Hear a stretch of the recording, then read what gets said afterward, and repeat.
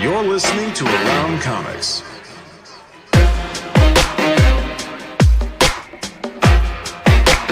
Comics.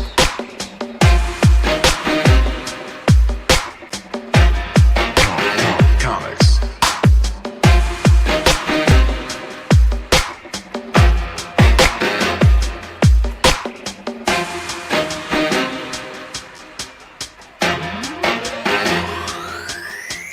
Comics.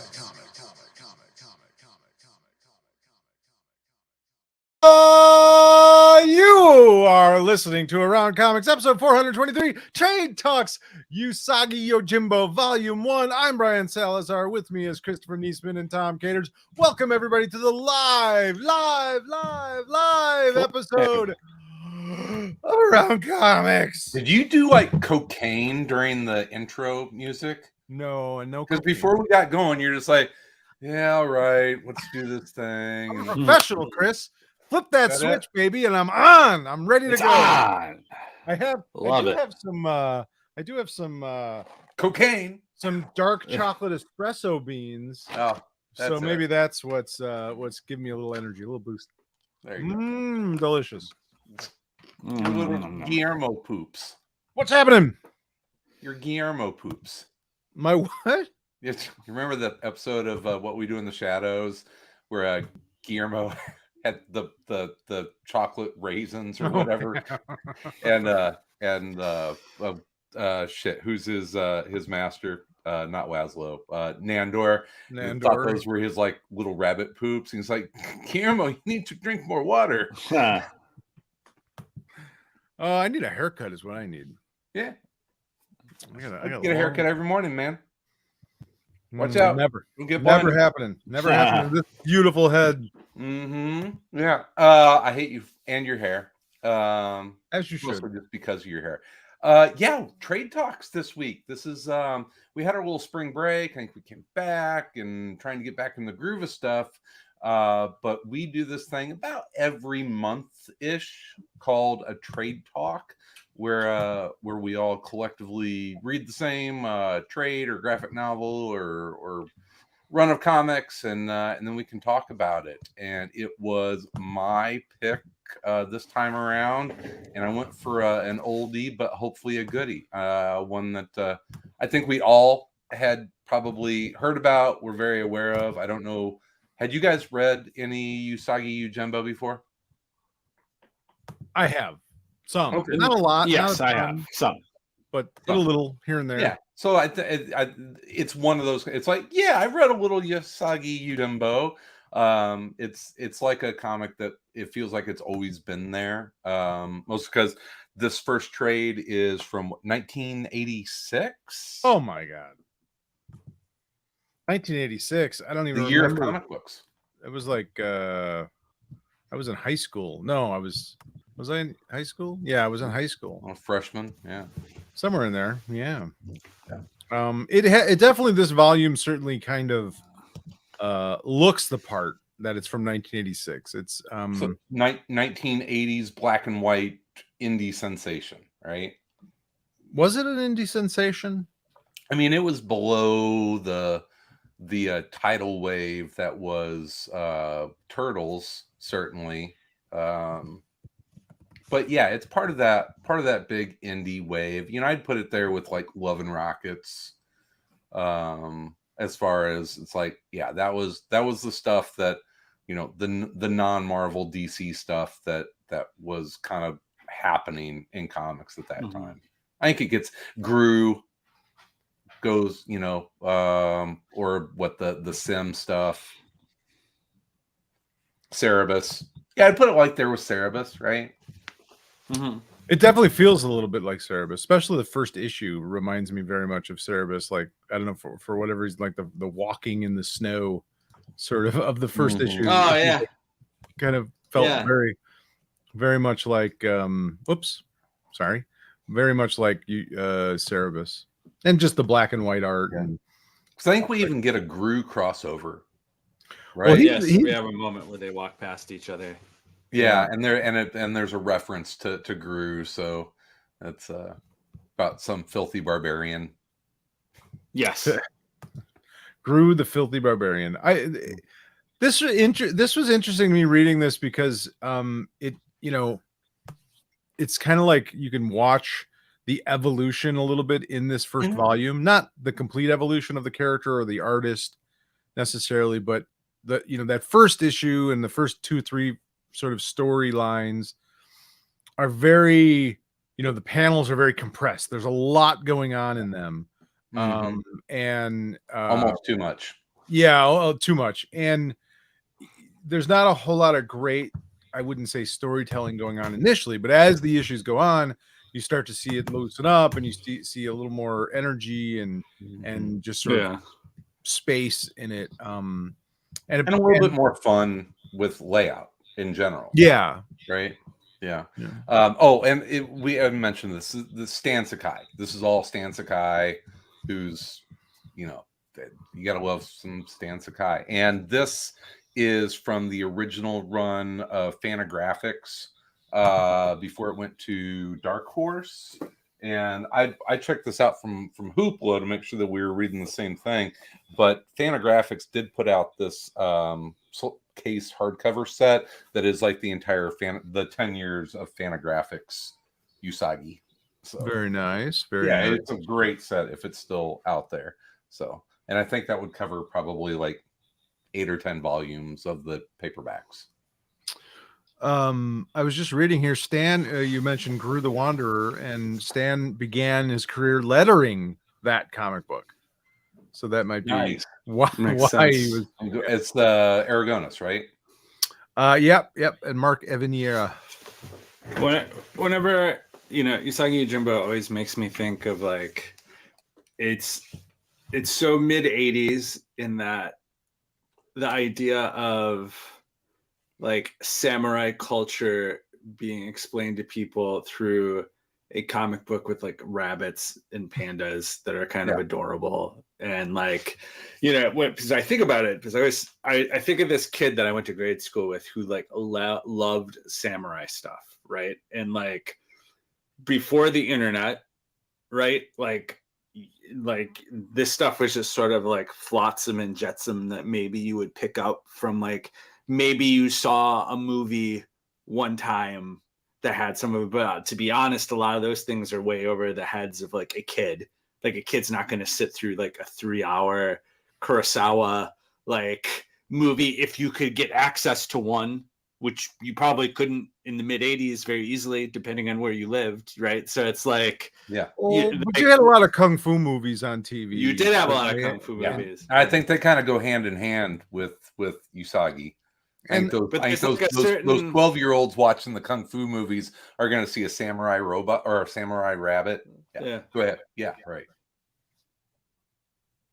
But there's like a very seriousness to it too that's a little different from all of those, in that like the tension in this book of like these adorable animals in like a stone cold like straight story. Yeah.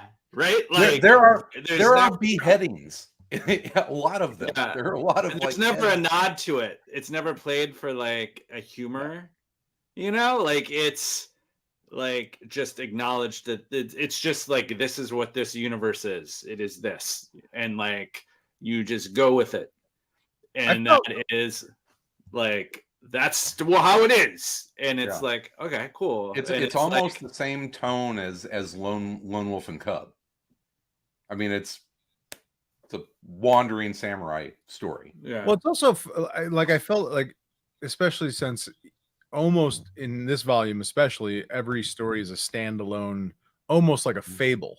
You know, each one is sort of like a little tiny story of itself, and it reminded me very much of two things, like combining like strip cartoons, like Sunday newspaper cartoons, with fables. And, you know, if you look at like sort of the original, you know, sort of German, especially like German fables were fucking dark, and there was a lot of death and blood and that kind of stuff. And so, Hansel and Gretel is not a nice story. No, right? So it definitely reminded me of that. It was like, oh, these are interesting sort of Japanese fables almost. It felt like, whether they are or not, I have no idea, but they certainly felt in that vein of like, oh, you know, I wouldn't be surprised if a lot of these were stories from from Japan, that kind of thing that he translated. And it feels like a serial, you know. Yeah, and that sort of like pre-internet, like this is like if you were interested in these type of things, right? This is like in a way a primary source of how you would know of terminology of like what a Ronin is, what you know, like depending on where you lived or what sort of access you had to information, like I just think about it in that sense of like a pre all this info available to you constantly and like easily within reach constantly. And you're a kid who's like you said, interested in kung fu movies, and you pick this up, and this is a little different. Like it's a little more like, oh, like you said, like Fable-ish, or like sort of very like attached to like a real like respect of a certain type of storytelling, and like, very like using the terminology and using like this is the language we use when we do this. Like I could see that being like mind-blowing for someone who would pick it up, who's like hungry for that like info, hungry for that like well, I think you had sort of this sort of perfect storm of stuff happening. Like in the late 70s, early 80s, you had Bruce Lee, and then you had all the kung fu movies that came after that, and sort of the rise of action movies. But then if you were a comic book fan, you had the stuff that Frank Miller started putting into Daredevil and Wolverine, which had a lot of like ninjas and the hand and all of that kind of stuff. Then you had Teenage Mutant Ninja Turtles, and then this, and I think it was just this huge sort of like just perfect storm of Asian martial arts. Raise your hand if you had throwing stars and nunchucks as a kid. Still do. Still have nunchucks. I don't think I have any. I mean, it is interesting when you think about it. I think in a weird way, what makes this book really interesting is that ever present like Stan Sakai's like a style in contrast to like the story he's telling, and like whereas I think some of those other examples, that contrast isn't so stark as like and I think it kind of infuses it with like there's just something compelling about it, even at its most basic. Yeah, like if you keep all the dialogue, if you keep the even the panel structure, but you have Frank Miller draw this, you there's could do something funny about and not animals, right? Yeah, an adorable rabbit beheading like a bunch of like it's just like, and it happens every issue. It's you could see why like it kind of found a home in that sense, kind of like that very like 80s sort of like what a lot of those black and white comics were doing, were just kind of like mixing a bunch of stuff together and like what happened, like let's see what happens, and what like kind of like germinates from that sort of like mixing all those influences. It's funny, you say that, and there's a couple issues that end on what I would classify as like a dad joke, right? A couple of the stories, it kind of ends on a real punny, bad joke, and they really stick out because the tone of the book is so serious. And then you're just like, oh, it is about a samurai rabbit. And so here's a joke, here's a Gone with the Wind joke, right? Yeah, it's interesting. It's not, I don't want to say I'm this will sound like an insult, but I don't intend it that way. It's amateurish in a good way, in that it's not beholden to like a certain idea of what these things should be all the time, right? And like I don't love all those punny endings to it, but there's like a certain charm to that too, of like, oh, like what is this? What is happening? Well, it almost feels like an old Gunsmoke episode, right? You know, the end where of it. it's not like we haven't gotten to the point where all these things are like perfectly crafted. Like there's like that sort of 80s amateurishness to it as well, of like he's figuring it out as these stories come out, you know, and it's like, well, actually, maybe we'll do it this time. And you see that like in Teenage Mutant Ninja Turtles too, right? You see sort of these stories that like they're coming out sporadically in different things. They don't have their own comic book. They're like in an anthology. They're in some other magazine. And like you can kind of see the creators like figuring it out as they go a little bit. It's kind of like the Tracy Ullman show Simpsons shorts, right? Yeah. Yeah, or it's like, well, actually, it's maybe this, or it might be more like this, you know. And there's something cool about that as well. The art is, you know, in some of those other ones, the leap the artists take is so huge. From like, I don't know, this seems very like not very thought out, but in this case, Stan Sakai could draw from the beginning, like that. Yeah, that's not where it's where like the honing comes in. That yeah. You know, I've got the 10-year set, right? The Fantagraphics. So I mean, he went on years and years later, but you know, as like a compare and contrast, I looked at like the first volume's worth of stories, and then went to, you know, fast forward 10 years and look at them. It's like, no, just wildly consistent. It's, you know, if it ain't broke, don't fix it. I mean, it's weird because there's not a big stylistic, you know, evolution. Yeah. I think Sal touched on maybe a little bit better storytelling, but as far as like the draftsmanship of it, like really good from the word go.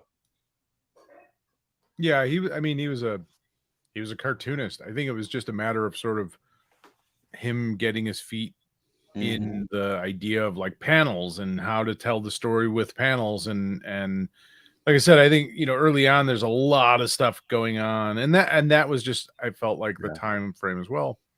But it's also, you know, it is an interesting thing, Tom, that you bring up, because it's like you don't see books. If you see a book come out that's sort of amateurish now, it never gets a chance. Rarely does it get a chance to survive, and it's not getting published. You know, it's self-published or something, but you know, if a book is coming out through Image, or a book is coming up through Dark Horse or Boom or any, you know, it's like it has to be pretty polished. Yeah. You know, it's probably already been a TV show pitch. Or no, like kidding. A movie pitch, right? Yeah, like you don't have a whole lot of time to have like an organic growth as a creator on a long form comic anymore. Well, also, you know, at the time, it's like maybe you'd only do one story. Who knows? Right. You know, it's like that. Maybe that's it. Maybe, you know, like there's no like this is an 8-issue like story that, you know, has been pre-sold to Netflix. Oh. No offense to anyone who's done that, because obviously everybody needs to make money, but it's just different, right? Like it's after Turtles exploded, there were a lot of one-shot black and white comics that came out that just that was it. Speaking of TV shows and sellouts, congratulations to our buddy Ryan Brown. Yes, for his the one issue that came out that we read so far. It was enough. Him and Charles Soule, they're executive producers on a new deal with Amazon Studios. So congrats to those guys. Yeah. Have you read 8 Billion Genies yet? I read the first issue. Yeah, we talked about it. Oh, maybe that was the episode you were. That might have been. That's why I was probably in Pittsburgh. Yeah, we did talk about it. It was awesome. It was okay. Really good. Cool. I hope the rest of it's good, because they got to make a whole damn TV show out of it now. Right. So I hope the rest doesn't just fall off a cliff and it's terrible. Like, oh my god, we have to write 7 more. I didn't plan ahead. I think they're okay. I think Charles Soule and Ryan will be okay. Yeah, I think those guys are idea factories. I mean, the nice thing is usually Ryan's stuff makes no goddamn sense anyway. It's just a lot of fun wackiness. Right. So yeah, just go with it. It's his role. people will make shit up like the Beatles. They'll read into it stuff that doesn't Yeah, exist. whatever. I'm Yeah, sure he loves okay. that. Just make up a bunch of words. Who cares? Well, good. Yeah, good Yeah. news for them. So, I don't know if there's a whole lot more to because I know that we want to talk about some other comics with Usagi. You guys enjoy it? I guess is the bottom line. Was it a worthwhile read for you? It was a bit of a slog for me, to be honest. I mean, nothing against the book itself, but Yeah. it's just like going back to stuff in the 80s and that format. It was fine. I kind of enjoyed it. It was more of like the novelty of it. I don't know that I've never been a huge fan of the book necessarily. But it was all right. I mean, I didn't love it. I didn't hate it. It wasn't made to be read issue after issue. Well, that's immediately. Yeah, that would be my biggest thing, was sort of like, okay, like he's got, at least in these first ones, there's a lot of like, okay, now here's the big crowded fight scene where, he's chopping his way through them, and like that sort of like structure of the story always sort of landing in those same visual spaces, like understanding like that's probably what he was comfortable doing and good at doing. And like no one was ever intended to probably read 6 of these directly in a row.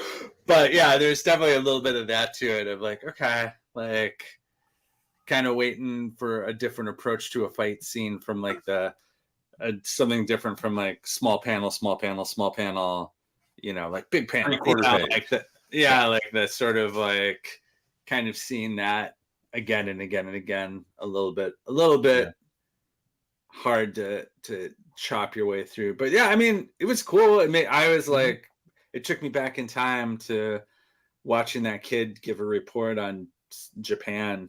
His way to do like reports on countries, and he made his whole report. The true spirit of the reports on countries was like to talk about like a wide amount of things, and he focused solely on this. He did a report on the samurai and ninjas, and that was pretty much the entire thing that he did. So it would be like doing a report on America and having cowboys, like Green Berets. Yeah, it's just about Green Beret. Yeah, we're just talking about. That's my report on America. That's it. Yeah. So it made me think of him almost immediately. I'm sure he probably loved these comics. Nice. Yeah, it was. I enjoyed it. Once again, it was a nostalgia thing. It was weird. It's nostalgia without nostalgia, because I didn't read this book when it came out. Mm-hmm. I knew it was there, but it's just not one that I read. And so it was like a faux nostalgia. It's like, oh, this is a comic I should have been reading back in 1986, I guess. But yeah, I've got the beautiful set from Fantagraphics, so I'll probably go ahead and read through a little bit more and, kind of see how the stories develop. But you'll keep going. You'll keep going. It's a good bathroom book, Tom. Oh my, ugh. No, let's not talk. No talking about bathroom. Ugh. Favorite bathroom. Top 5 bathroom books. Go. No. David bathroom books. Yeah, it was fine. It was just fine. All right. Well, whose turn is it? I have no idea. Is it my turn? I think it's your turn, Tom. Well, wait to the end of the episode as I figure out what book we're going to read next. All right, we'll do. Way to bait him to watch the whole thing, Tom. I know, right? So anyway, Sal puts up our trade talks in our Amazon trade talks list or whatever group. Explain that where you can go back and check out our other trade talks and the current. We have a couple of places. You go to Amazon. We have a book club on Amazon, and we have a Goodreads book club as well. You can reach both of those from the website aroundcomics.com. They're up in the menu. You can link to it and join, and it'll just keep you up to date on what books we choose. And you can comment and do that kind of stuff there as well. Yeah. if you're a newer listener, you can always go back, see our past Trade Talk selections, and just go check out those episodes. Speaking of new listeners, I'd like to welcome Graham Cannon to our Patreon. Thank you for becoming a new patron of Around Comics Patreon page. We really do appreciate the support, Graham. So thank you very much. And he looks like he's from across the pond. He's not a stinking American. So filthy, good for gross him. American. Welcome, Graham. Thank you, Graham. That seems like if a Graham is not an American name, I wouldn't say. No. Graham's a very British kind of British. Yeah. Yeah. It's like Reginald. Reginald. Are you saying that Reggie Jackson isn't an American? Yeah. So speaking of Patreon, I threw a pitch Sal's way. He's not completely bought in yet, so I'm working on something new. So we'll see. Oh wow, now I want to know what this idea is. Sal doesn't like it. Maybe Tom and I should do it. What is it? I'm in for that. I agree. I'd like to listen to you and Tom do something. Yeah, because Tom, you and I always do shit together. I never get to do anything, just me and Tom. What is it? Let's do this. Pitch this to me live. It's basically called. You got 30 seconds. Pitch. It's old guy talks about a comic where I go back and find a comic from my childhood that made a big impact on me, and it could be anything from like Daredevil 181 to man. This sounds like it's gonna be like a recipe for like sad discussions. No, not sad. It's don't you want to hear me explain to you why Sectars #1 was a really important comic to me? Sectar? What? Exactly. I think this would be much better with Tom because have you never read Sectars? Sectar. Can you? I've never even heard of Sectars. I will. What spell it? You do this. We're gonna do a pilot episode of this Sectar, and we're gonna talk about Sectars. Good luck, Tom. Look it up, bud. Yeah, 10 minutes long. How about we do a show, and this could be it could tie us into TikTok, where we do a show that lasts as long as I'm willing to listen to you talk about the comic, and then it ends when I'm like, nah, I'm out. It's gonna be a lot of like 12-second episodes. It's like the TikTok ones where people are like, oh, I'm gonna watch this slow cooker recipe until they drop a block of cream cheese in, and then it's done because they all drop a block of cream cheese in at some point. It'll be like, how long can Tom listen to Chris talk about Sectars?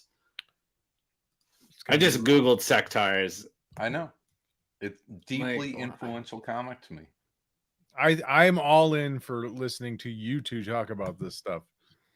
Sectars this is the Coleco Sectars. I believe so. Here, we need to get Sal. We've already talked too much about Sectars on this episode. I think. The Sectars world blended humanoids with insects and arachnids. Ew. Gross. What is this, Chris? You weird It's a thing, dude. I love that comic. The name, it's like centaur. Wait, Sectars. It's a Marvel comic. Oh, like Insectar? Insectar. Like insect. Yes. Sectars. What a terrible name. Sectars. So they're like centaurs, but insects? Insects. But they, You guys are blowing the first episode now. Okay. Pilot episode. I got more. Oh, God. Chris will be like, going on and on about how much does issue #1 go for these days? If you can find it, maybe $1. But I guarantee you, I'm sorry, we have listeners out there that remember this book, and they're going to back me up on it or flame me. But you can let us know by going to info@aroundcomics.com and shooting us an email. Sectars, Warriors of Symbion. I need someone to back me up on this. All right. Well, maybe we'll do one. Maybe we'll just do a Sectars based show. It would be unique. All right. So anyway, that's my terrible pitch. Commander Waspax? What? This looks like it's. Hey, Chris. I hate to break. This looks like it sucks. But it was important. It was important to Chris growing up. It was. Wow.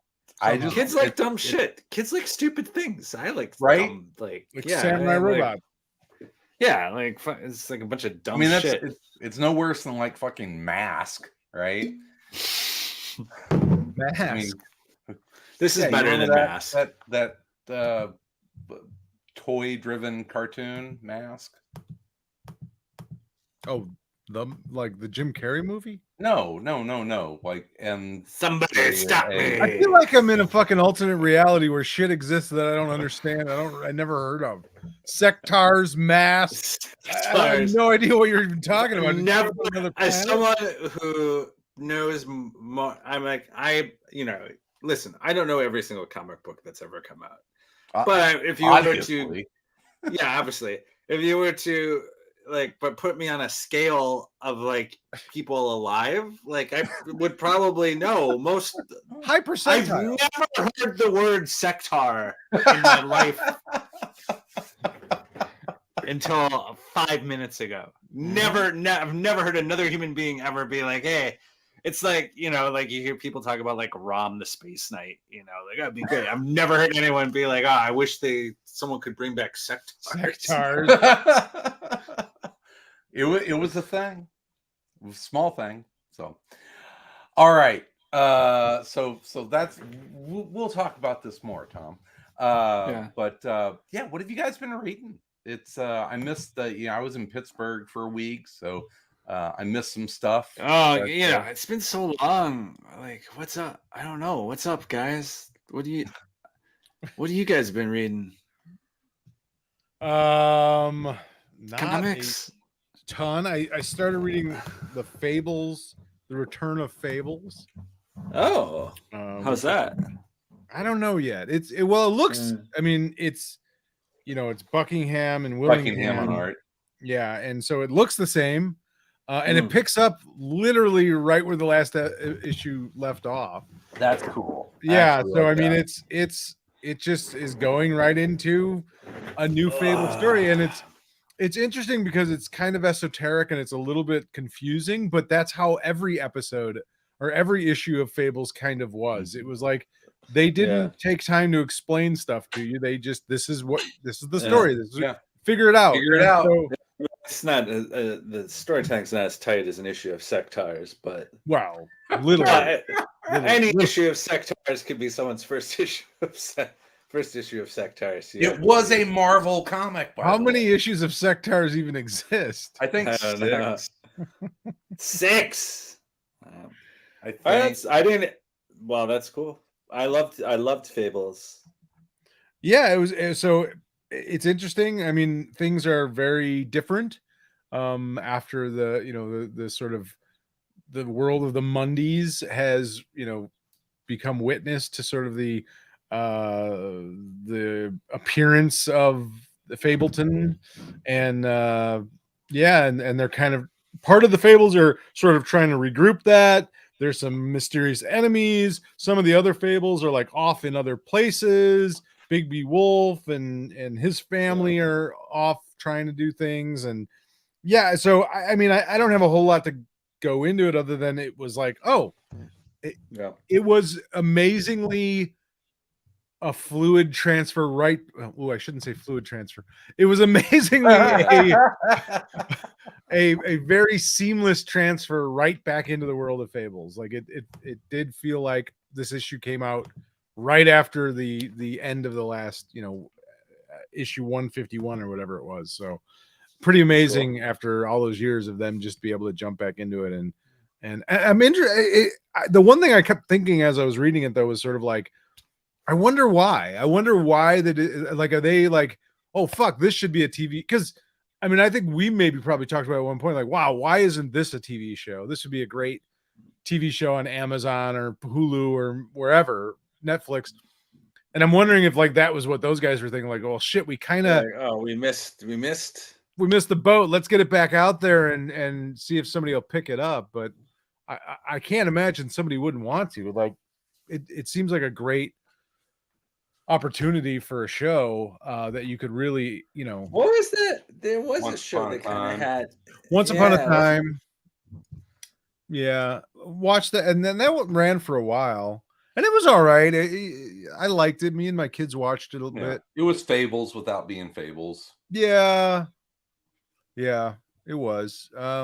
Maybe that's why, but yeah, I was just kind of interested. Of like, well, I wonder why they're bringing it back. It seemed, I mean, they told their story. It ended in a great way, and it just seems like interesting. Maybe they just have more story to tell, but. Yeah, Like, and it's not like those guys couldn't. It's not like they don't have other ideas, and it's not like Buckingham couldn't be drawing other comics or Willingham doing other things. Sure. It's like my guess is that they have another story to tell. Otherwise, they'd be doing other things, right? Well, but the interesting is this isn't like a limited series. This isn't a 4-issue run or anything like that. It's just issue 151 and then issue 152, and like they're just continuing the story and I wonder like how much they have planned, and maybe it was just sort of like, oh well, I got enough ideas now. Let's start putting out issues again. But it's like the anti-BPRD format.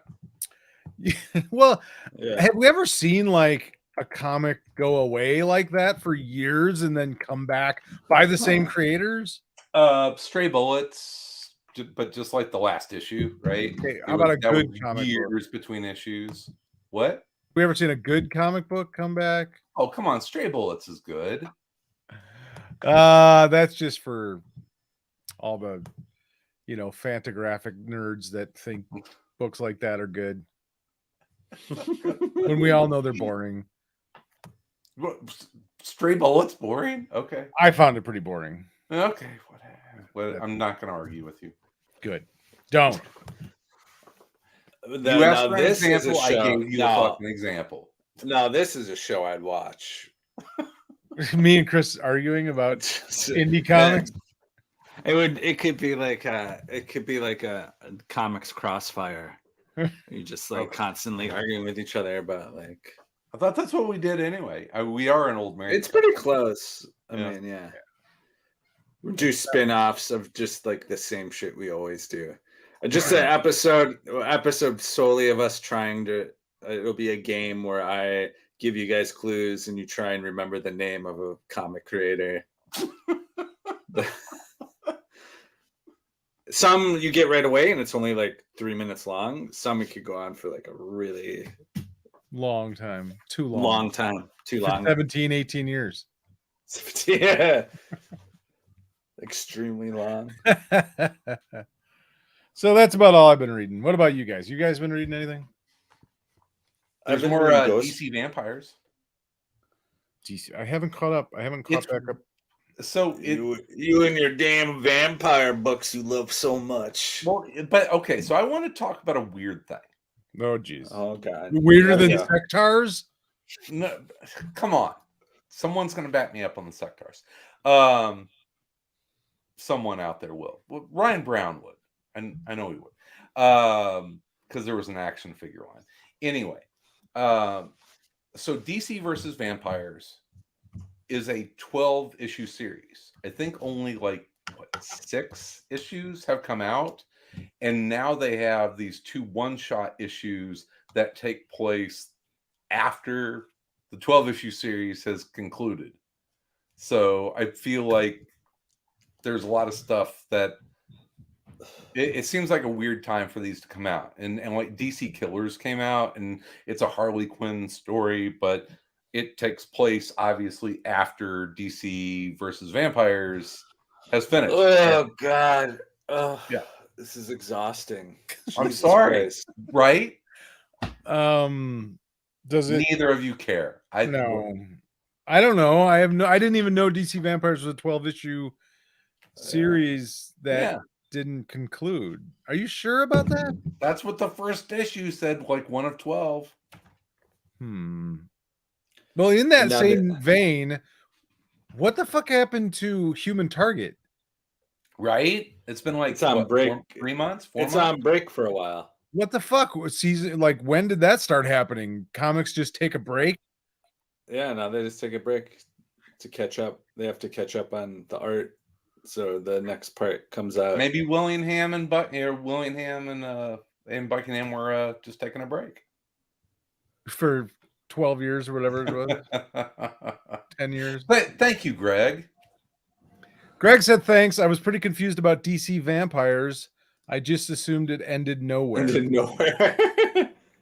Thank you. As many vampire books end. But Greg, isn't it weird that they are releasing these one-shot issues that seem to take place after the series that hasn't ended yet?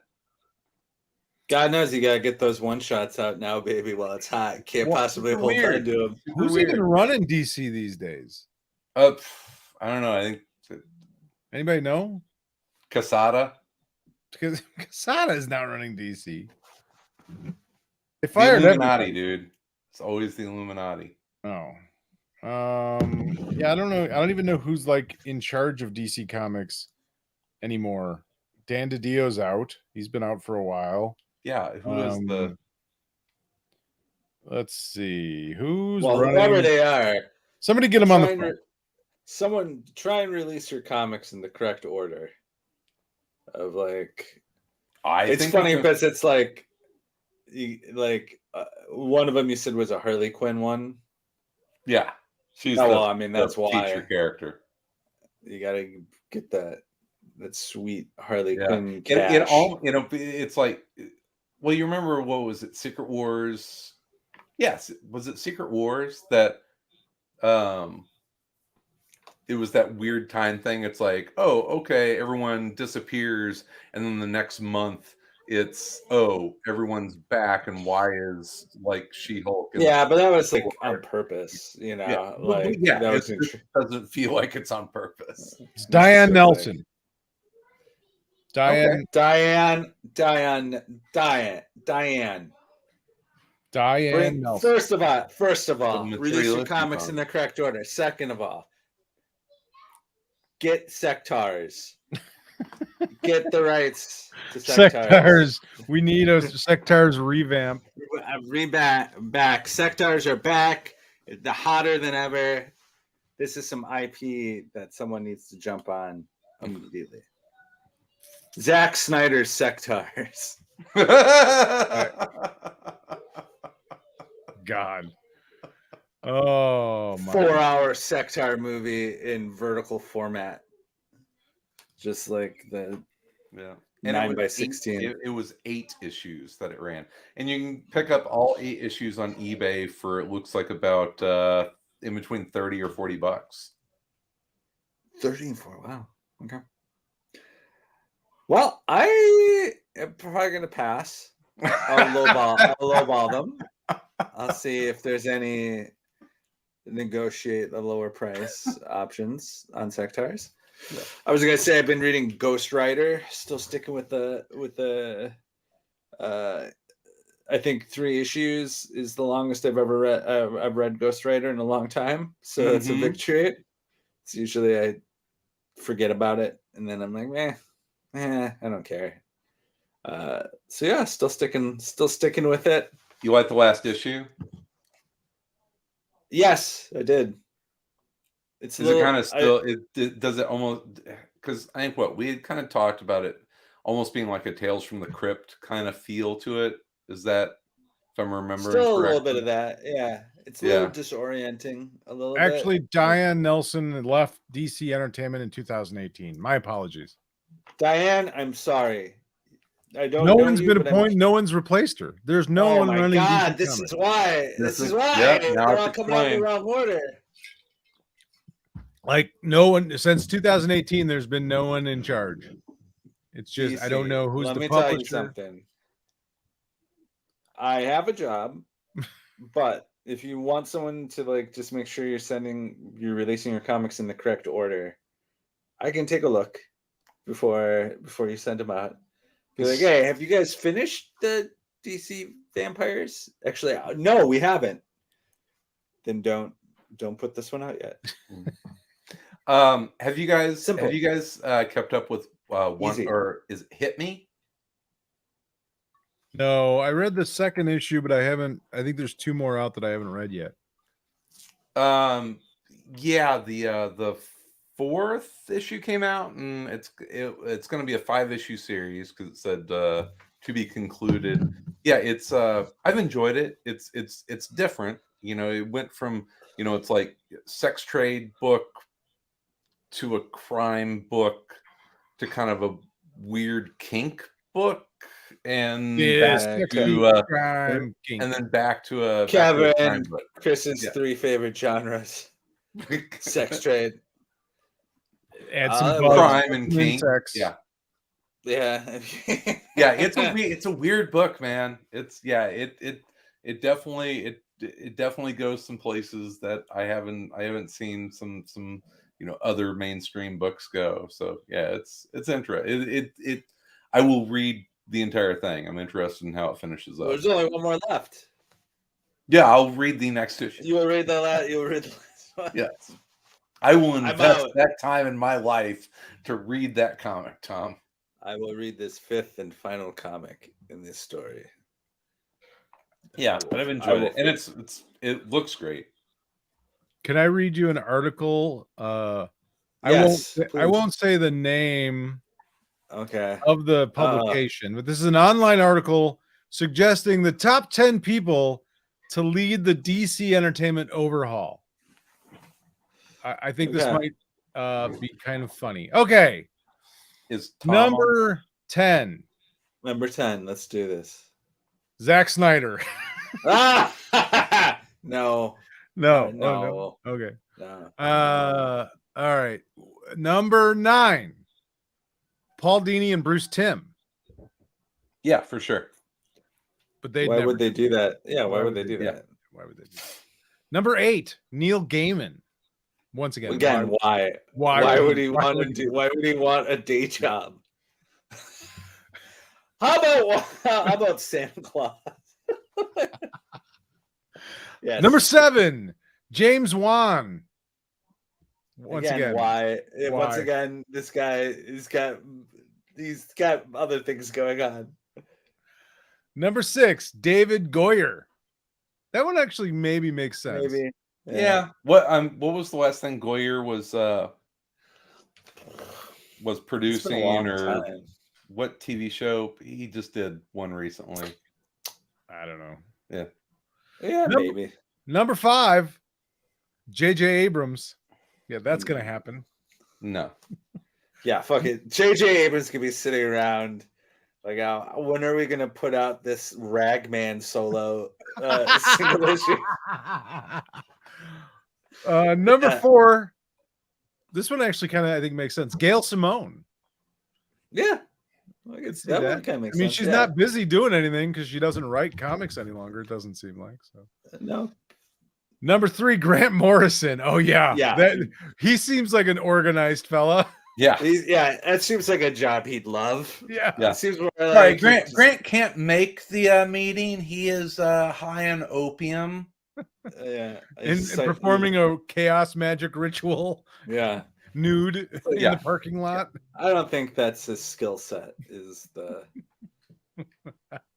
Number 2, Jim Lee, who I think has kind of been doing that for like 20 years. Yeah, hasn't he? Yeah, okay, that's probably the safe pick. Well, was he the publisher? Yeah, he was. I don't know. Yeah. Co-CEO, something, I don't know. And number 1, Deborah Snyder. I guess if Zack Snyder's not available, his wife, is that his wife, Deborah Snyder? I don't even know who Deborah Snyder is. A producer or something, or I have no idea. I don't know. Jesus Christ. I don't even know who she is. Yeah. I think she is the person who she produced the hashtag Restore the Snyderverse. I think that's Deborah Snyder. Oh. I think they should definitely get J.J. Abrams. Yes.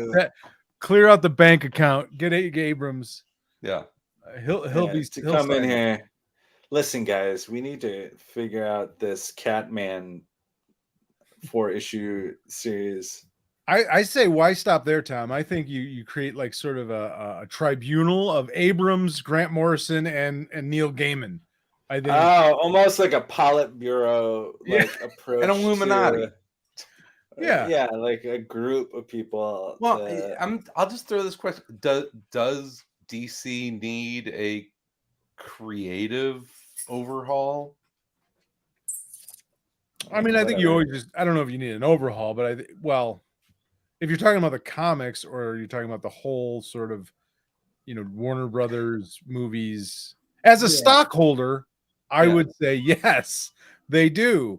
But as just the comics themselves, I don't know, without knowing sort of how good or bad the comics are doing. I like a lot of what DC's doing personally. I like a lot of what DC's doing, right? But I think you always need somebody just to guide the ship and like make the final decision on stuff, and just put shit out on time or in the correct time. Correct order. I mean, do they have an EIC? I can't seem to. It's almost like baseball front office titles now. Remember, it used to be general manager, and that was it. And now it's president of baseball operations, and you can have, 3 assistant general managers. That kind of feels like the hierarchy at DC now. It's like, okay, isn't it just EIC, and then you have editors? The only person Greg Porter's got a great comment. And what the one person they're missing? Yeah, Alan Moore. He's not Alan Moore. Yeah, he's not. He'd love to come back to DC Comics. Oh, I can see him doing comics. that. Yeah, he loves comics. Loves the fans. Loves the. Loves the business of comics. Loves the business. Loves. Get him in there. I don't know who's running DC Comics right now. I have no idea. I can't seem to find any. I mean, like honestly, if you're looking for an EIC, he's already working there. Mark Waid. Yeah, I don't know. I mean, that's easy to say, but that job isn't necessarily just because Mark Waid's been around comics forever and he's a good comic writer doesn't necessarily mean that he has the skills to run a publishing company. Like those are two different things. You can't just plug. Well, I'm talking. Are you talking about running a publishing company? That's why you have a publisher. As like EIC, he kind of guides the creative ship. He kind of it should all be the same thing. There shouldn't right there is part of the problem. It shouldn't be one or the other. If someone needs to be in charge, and that means you're in charge of publishing, you're in charge of the creative, you're in charge of everything. At some point, somebody make a fucking decision. That's Well, that would be the EIC and so. Which Wade has kind of done that job before, hasn't he? I don't know. I think he's obviously not successfully. Well, no, I think he stepped in and did it for one of the tertiary. Wasn't that his own publishing company? Yeah. If DC Comics needs 3 men to come in, a tribunal, no ties. If we vote on stuff, there's no ties. There's 3 of us. No confusion. We'll right the ship. We'll get it headed right. We'll fix profit, my friends. Right. Only the sales charts up. Sectars back. Wait, I'm gonna edit that out before we lose the job. I think because we got the job locked right now. I talk about a comic that was important to me as a child, and this is what I fucking get. This is what I open up to you guys. There's new stupid kids all the time, and we should be selling comics to them constantly. All right, guys. You know what time it is? It is Public Domain Superhero Hour. All right. Okay, oh God. Okay. Bum, bum, bum, bum. Public and then Domain Tom has to tell us his Superhero. trade talk after that. So, Get it done. This week, our public domain hero is Adam Antius Jr. Real name Adam Antius Jr. His first appearance was in Bouncer issue number 10 of September. Bouncer comic. Is it like a comic anthology about like bar bouncers? I don't know. It's just called The Bouncer. The Issue number Bouncer. 10 from September 1944. It was originally published by Fox Features, created by Robert Kanigher and Louis Furstack. Okay. All right. Adam Bobby Kanigher. Robert Bobby Kanigher. Adam Antius Jr. is a sculptor and artist who creates a statue of the Greek mythology figure Antius. However, he discovers that when danger is near, the statue comes to life. The living statue gives Adam superpowers like its own, including super strength and the ability to bounce high in the air, hence the name Bouncer. Like the mythical Antius, of course, Adam and the statue are both vulnerable in mid-bounce. Adam can also dig through the ground with ease. He appeared in Bouncer issues number 10 through 14. Okay, wait. So this guy makes a statue, and the statue gives him powers. Mm-hmm. And When the danger statue is has near. powers. So the statue's also So Does mean, he yeah, have to comes to like life. carry the statue around? the statue with comes him? to life. And it Statue- gives him powers. So if you look at Bouncer issue number 10, the cover Let me go dig it up. is a Greek god leaping in the air with a sort of Weasley mustachioed artist type on his shoulder, also leaping through the air over the head of a damsel in distress and a couple of gangsters with guns. So I'm assuming they both had power when he came to life. That's my Interesting. assumption. Yeah, that's what it sounds like. It's not right off the bat. My major criticism is going to be this is confusing. A little bit. Well, it's little maybe bit. why it only lasted 4 issues. It just seems like okay, we got. I mean, like all the Greek gods are fair play, and you picked like again. This is like the sectar of Greek gods. I've never heard of the Greek god of bouncing. Well, let me tell you a little bit about Antius. In Greek sources, he was the half-giant son of Poseidon and Gaia, who lived in the interior desert of Libya. His wife was the goddess Tinge, for whom the city of Tangier in Morocco was named, and he had a daughter named Alceus of Bars. Antius would challenge all passerbys to wrestling matches, quote unquote, God, what a and dick. remained invincible as long as he remained in contact with his mother, the Earth. As Greek wrestling, like its modern equivalent, typically attempted to force opponents to the ground, he always won, killing his opponents. He built a Jeez, temple. man. Yeah, brutal. He built a temple to his father using their skulls. Antius fought Heracles as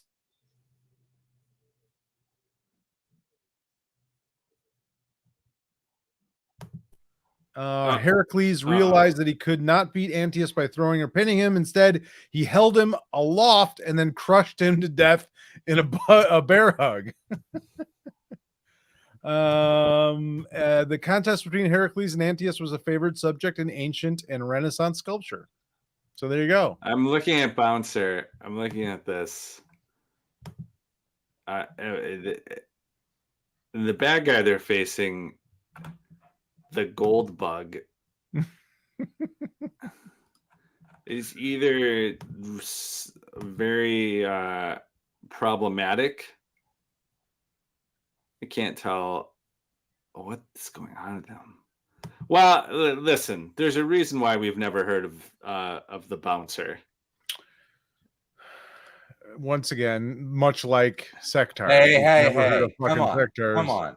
Let's bring him back, baby. I share with you guys. This is what I get. I say DC Comics, the Bouncer is out there. Sure, is it confusing? Yes, incredibly confusing. Who's the hero?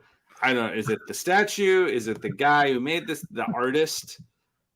Why? How? Are I they just wanna- always going to be together?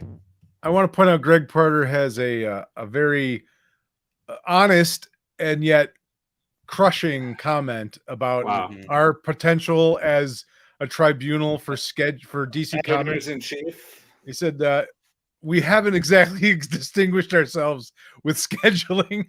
Mhm. I can't argue with you, Yeah. Greg. You're In right the about early that. years, Sure. Greg, like clockwork. Yeah. But to be fair, we're not paid for this, so Yeah. you get what you DC pay Comics, if you paid us, and we'll take the pay of one editor in chief and split it amongst three of us in cash. And Right? we'll show up. Yeah, Probably. we'll get the You'll job get done. one of us. One of us will show Yeah. up every day. Absolutely. We all All work. right, Tom. The time has come. Oh, you know what? Let's just pick reveal something. thy trade talk. You know what? Let's just do something we've all read before. Let's have some dumb. Let's just do some superhero talking. Let's do some Grant Morrison. Let's do X-Men. The Grant Morrison. First, yeah, why The not? first trade? Yeah. Ooh, It's on Hoopla. Yeah. I haven't, Alright. I haven't read in that a in a long while. time. Yeah. is that's not astonishing. That's just was No, it it's No, just- that's yeah, new I'm X-Men. Yeah. new X-Men? Yeah. Oh, Yeah. they Yeah.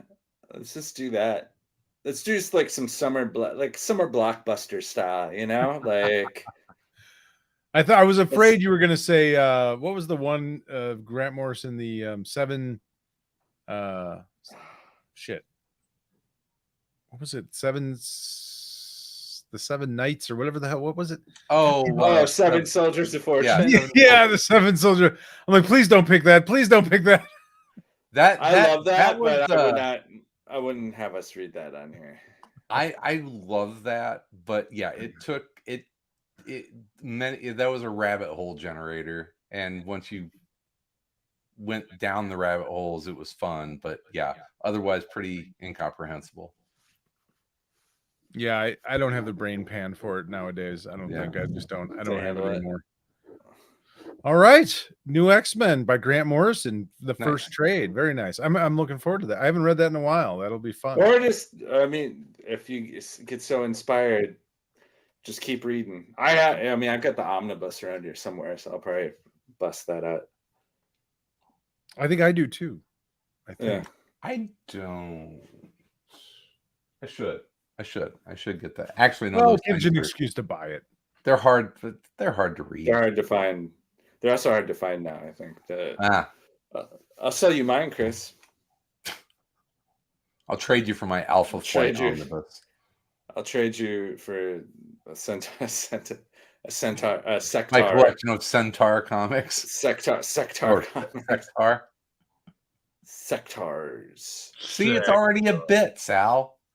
Hey, God bless and Godspeed for the both of you doing it. I So can't wait to listen. close. So close Can't to it being a great name. As long as so I far. have nothing to do with it, I'm happy that you guys do it. All right. I don't want to edit it. I don't want to post it. I don't want anything to do with it. It could be like the Tarantino podcast where we talk about each issue of Sectars in depth, page by page. Oh, you'll never.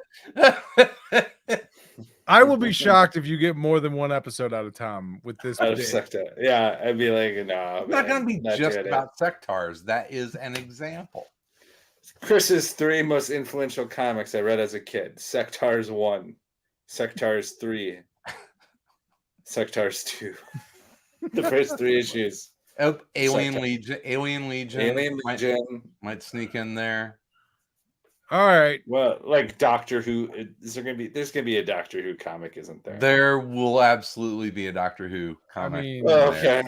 They've given Story that Dark, goes along baby. with it. They've His given dad Dark. buying him Doctor Who, and I'm wearing there's gonna be a scarf worn. Is this Alan gonna be sort of Moore like- wrote Doctor Who comics. is this going to be sort of like Chris?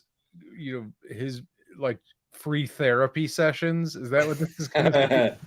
A journey inside the mind of Chris. All I don't right. know if I don't know if I want to go in there. It seems I like think a this could be scary. fun, Tom. Yeah. Look for It that.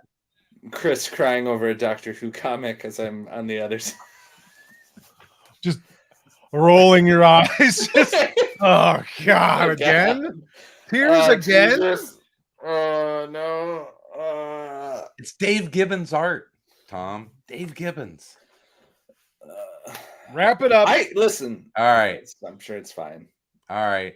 Sal has to go book his haircut.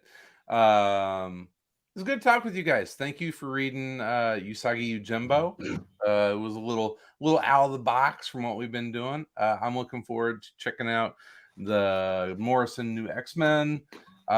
We've talked about Patreon a little bit. You can check out our Patreon page at patreon.com/aroundcomics. That'll give you access to some extra shows and extra info and bits and pieces of this and that. But the big thing is that it helps us keep the lights on around here, so we don't have to worry about that stuff. So we really appreciate it. It means a lot to us. Who was our new patron again? Graham. Graham, let us know where you're from. See if our bet paid off. So there's that. Yeah, we've got ACTV coming up. We just released our K-Billy Super Sounds episode on Django Unchained with our buddy Will Pfeiffer. We do that once a month or so. We've got Hateful Eight coming up, and then probably a couple special episodes as we get through Once Upon a Time in Hollywood and finish up our Tarantino podcast. So that's been fun. How long do you think the Once Upon a Time in Hollywood episode will be? Long. It will be broken up into parts, most likely. Nah, it'll be fine. It'll be fine. Yeah, you say that now. I don't have the time to delve into stuff. It's good. It can be good in that sense. You filter your thoughts down to the most, pertinent. He says that now, Tom. Important. He says it now. Hey, listen, 6 months ago, if we would have done it when we started this, it's the 4 hours easy. Yeah. But new job and life gets in the way. Now he's like, it's a tight 45 minutes, Chris. Tight 45 minutes. Get this shit over with. I got things to do. I got a grill to cook on. I got a brisket. It's summer.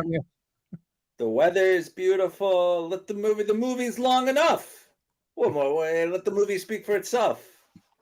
Like a sort of a Lynchian approach.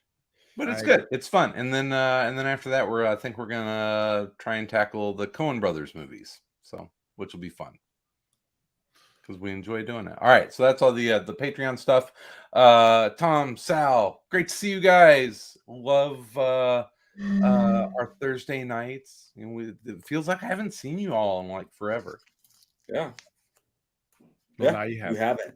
Yeah. So it was good to talk comics again. Have a great rest of your week and weekend. Be super extra careful, safe. Don't blow off any fingers or toes this weekend, 4th of July. We'll be back next Thursday on a new episode. In the meantime, in between time, we will be everywhere in comics. Rabbits.